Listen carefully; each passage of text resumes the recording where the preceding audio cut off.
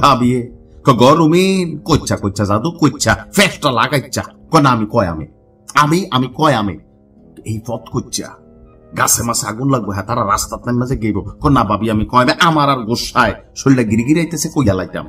তো শব্দটা কি ফানি স্টাইলে যদিও বলছি, এই মুহূর্তে সোশ্যাল মিডিয়াতে বেশ কয়েকটা জিনিস ভাইরাল। এর মাঝখানে গতকালকে এনসিপির একজন নেতাকে আমাদের নির্বাচন কমিশনের অফিসে যে পরিমাণ মারধর করা হয়েছে সেই দৃশ্য আমরা দেখছি। আর ব্যারিস্টার রুমিন ফারহানা তিনি অনেকটা রাগান্বিত অবস্থায় ছিলেন, ঠান্ডা ক্যারেক্টারের একটা মানুষ, বাট হঠাৎ করে এতটা রাগান্বিত হয়েছেন কারণ তার গায়ে ধাক্কা দেওয়া হয়েছে, তিনি অভিযোগ করেছেন। যাই হোক, এরপরেই তাকে নিয়ে এনসিপি বেশ কিছু বক্তব্য দিয়েছে। এর মধ্যে হাসনাত আব্দুল্লাহ একটা বক্তব্য দিয়েছে যে রুমিন ফারহানা হচ্ছে আওয়ামী লীগ বিষয়ক সম্পাদক। আর আজকে হাসনাত আব্দুল্লাহর ছবি শেয়ার করে রুমিন ফারহানা স্ট্যাটাস দিয়েছেন, এটা ওই ফকিন্নির বাচ্চাটা না যে আমাকে আওয়ামী লীগ বিষয়ক সম্পাদক বলেছে। এখন রুমিন ফারহানার কাছ থেকে এই ওয়ার্ডটা শুনে আওয়ামী লীগের নেতাকর্মীরা অথবা বিএনপির নেতাকর্মীরাও ব্যাপক বিনোদন পেয়েছে, কিন্তু এনসিপির নেতাকর্মীরা তারা কিন্তু ক্ষিপ্ত হয়েছে। বেশ কয়েকটা ছবি শেয়ার করেছেন রুমিন ফারহানা, আমরাও ছবিগুলো আপনাদেরকে দেখাচ্ছি বা দেখছি ইতিমধ্যেই।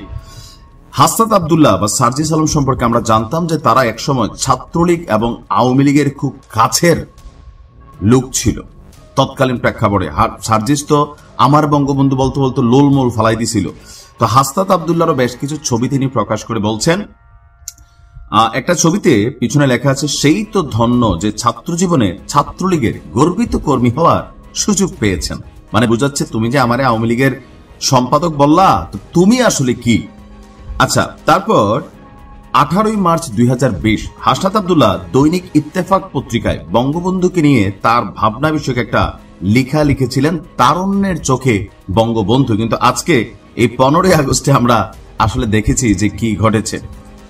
17 মার্চ 2020 হাসনাত আব্দুল্লাহ একটা স্ট্যাটাস ছিল, আমি জন্মদিন পালন করি না, আমি জন্মদিনে মোমের বাতি জ্বালি না, ক্যাকো কাটি না, এদেশের মানুষের নিরাপত্তা নাই। আপনারা আমাদের জনগণের অবস্থা জানেন, অন্যের খেয়ালে যে কোনো মুহূর্তে তাদের মৃত্যু হতে পারে, আমি জনগণেরই একজন। আমার জন্মদিনই কি আর মৃত্যুদিনই কি, আমার জনগণের জন্য আমার জীবন ও মৃত্যু।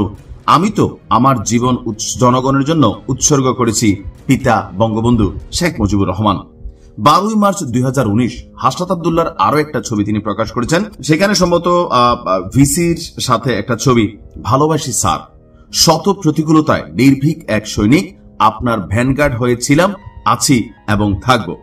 এরপর হাসনাত আব্দুল্লাহর 31/7 সম্ভবত 2022 একটা বাংলাদেশ ছাত্রলীগের যেই নিবন্ধন ফর্ম আছে সহ সম্পাদক পদে, এখানে লেখা আছে, জনাব হাসনাত আব্দুল্লাহ প্রিয় সহযোদ্ধা, সংগ্রামের শুভেচ্ছা গ্রহণ করবেন। জাতির পিতা বঙ্গবন্ধু শেখ মুজিবুর রহমানের আদর্শ ধারণ করে উন্নত এবং সমৃদ্ধশালী বাংলাদেশ বিনির্মাণের স্বপ্নদেষ্টা দেশরত্ন শেখ হাসিনার রূপকল্প 2041 এবং চতুর্থ শিল্প বিপ্লব বাস্তবায়নে আপনার সপ্রতি পদাচরণা প্রশংসনীয়। আপনাকে বাংলাদেশ ছাত্রলীগ কেন্দ্রীয় কমিটির সহ সম্পাদক পদে মনোনীত করা হলো। আসলে এরকম অনেক নামি দামি পোস্টে এই সার্জিস এবং হাসনাত কিন্তু একসময় ছিল। তো আজকে যখন তাদের মুখ থেকে বঙ্গবন্ধুর জন্মদিন নিয়ে মুজিববাদ মুজিববাদ লোলটোল আবার এখনো পরে এই ধরনের বক্তব্যগুলো, এগুলো অনেকে হাসে, আবার অনেকে মনে করে যে না তখন তারা বোঝে নাই, এখন তাদের বোধোদয় হয়েছে, এখন তারা নতুন করে সব বুঝতে শিখছে। যেমন পিনাকিদার একটা চ্যালেঞ্জ দেওয়া হয়েছিল 13 এবং 25-এ আপনি 71 নিয়ে যে ভিন্ন ভিন্ন অবস্থান নিছেন সেটা ব্যাখ্যা করেন। তো তিনি একটা কথা বলছেন, 13তে আমি বুঝতাম না, 25-এ এসে বুঝি, এই জন্য আমি আমার ট্রেন্ড বা ট্র্যাক চেঞ্জ করছি। এখন রুমিন ফারহানার মুখ থেকে হাসনাত আব্দুল্লাহকে এই যে শব্দটা বলা হলো, এই শব্দটার আসলে ইফেক্ট কি? বেসিক্যালি রুমিন ফারহানা তিনি একজন শান্ত স্বভাবের রাজনীতিবিদ এবং সর্বজন শ্রদ্ধেয়। তো মোট কথা হচ্ছে রাইগা গেছেন, বা হাসনাত আব্দুল্লাহরা যেই ভাষায় কথা বলেন তিনি হয়তো ওই ভাষাটা নিতে পারেন না, আবার ভাবতেছেন যে কাঁটা দিয়ে কাঁটা তুলতে হয়, হ্যাঁ মানে আঙ্গুল বাঁকা যে করে তার সাথে আঙ্গুল বাঁকা করেই চলতে হয়। এটাও বাংলাদেশের একটা রাজনৈতিক ট্রেন্ড।